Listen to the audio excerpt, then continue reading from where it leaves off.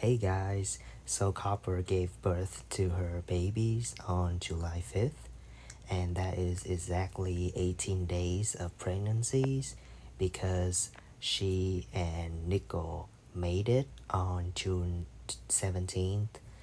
So, yeah, that's exactly 18 days, and that's pretty quick, pretty fast for hamster because hamster usually their pregnancies are about from 18 to 21 days. So 18 days is pretty fast.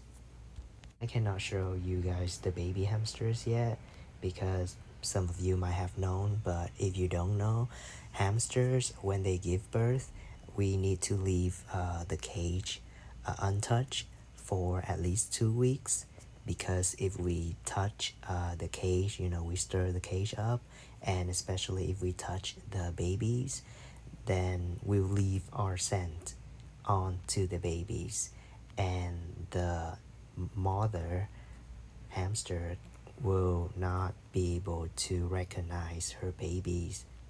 Then she might ended up eating her babies. So that's not good, and we don't want that to happen.